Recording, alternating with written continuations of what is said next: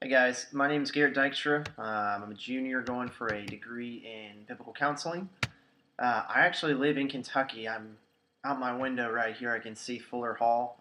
I'm online this semester just for work reasons, and I just really couldn't find the time to actually go to any classes. I'll also point out really quickly too. I'm holding my Boston Terrier, and I've got a mini Labradoodle laying next to me on the left. So if they make any noise or anything like that, bear with me.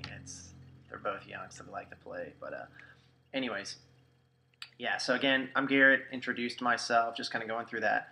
The jump right into the discussion board, talking about missions and whatnot.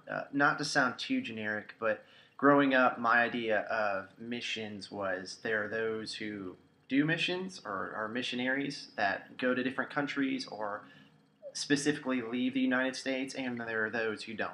It was either you are a missionary or you are not one.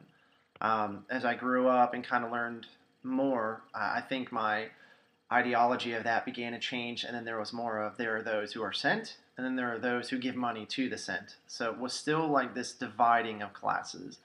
Um, and then as I got older too, like I started doing mission trips, things like that. I believe my first mission trip was to North Carolina, Greenville. We helped out with a local church there, and as a student too in middle school, like again, this sounds awful, but I didn't really care. I was really there more to just hang out with friends, do this cool experience, get that kind of feel good feeling that a lot of us would get from those. And so for me, spiritually, it really wasn't a productive trip, and I don't really think I looked at anything as far as how can I impact people that I'm going to see. Years went on, and I matured in faith. I got saved in eighth grade, so I think everything before my life up into that, I just wasn't living for Christ at all. Especially, in seventh grade too, which was my first mission trip.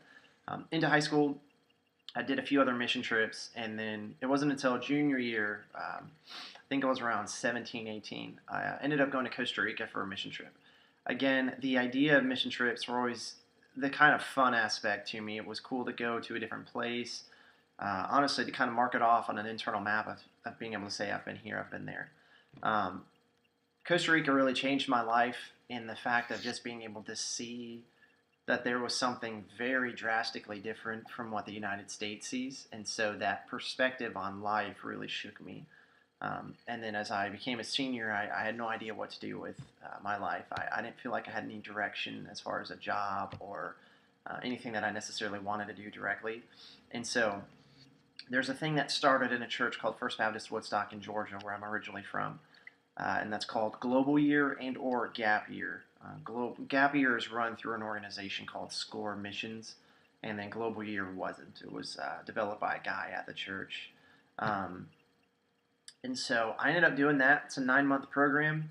So I, like my first year of college, instead of that, I went to Costa Rica and did this program with 30 other students where we would study Spanish for 16 hours a week as well as having Bible classes. And then in the midst of that, you get plugged in with different churches, different ministries, different things, different ways of life. They incorporate trying to meet you with TICOs, which TICOs, males, TICAs, females, locals there. They try to incorporate you with meeting people like that. And so really, I don't want to necessarily call that my mission field because I didn't really see it as that yet. Um, but while I was there, I really began to learn what missions was. I also began to learn a whole bunch more about the Bible that I really didn't even know was there to learn. But through the course of that year, we were really able to make strong relationships within communities as far as people in my church, people that I would meet at McDonald's, or just random people across the street. Obviously, we were white, and so we did stand out. I'm a taller guy myself, and so I always feel like I would get more eyeballs or stares than other people would get. But anyways, you stand out, and people would want to come talk to you or just see why you're there or whatnot. So it was very easy in that sense to make relations.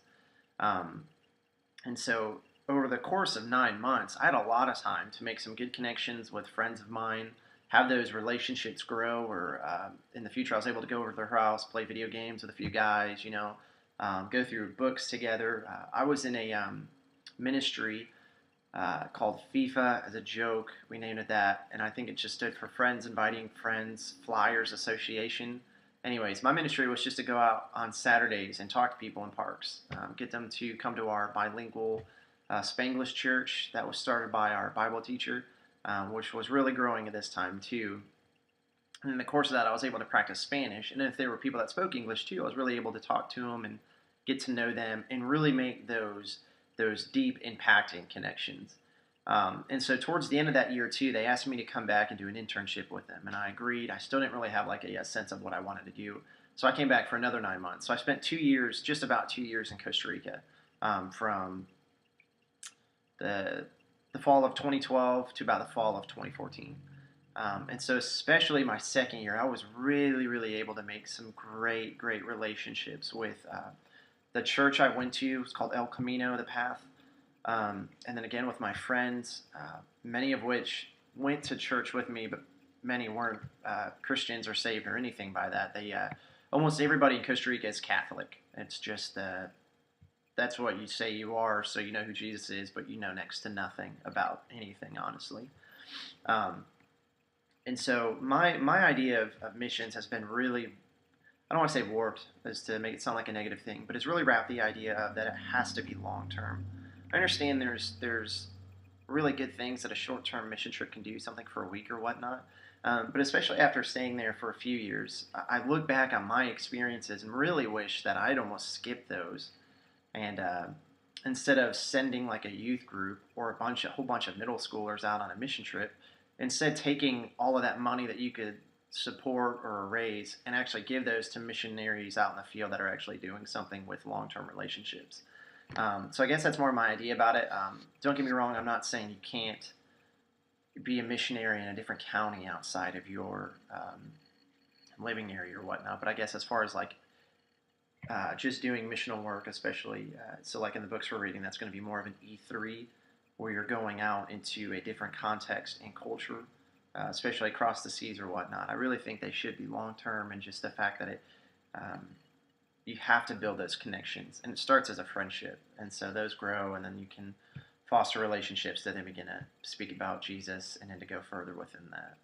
But says I've been speaking for 7 minutes. I don't want to keep going for real long, make you guys get super bored with all of these. So, anyways, look forward to reading or watching the rest of your guys' introductions and whatnot. Take care, guys. Bye.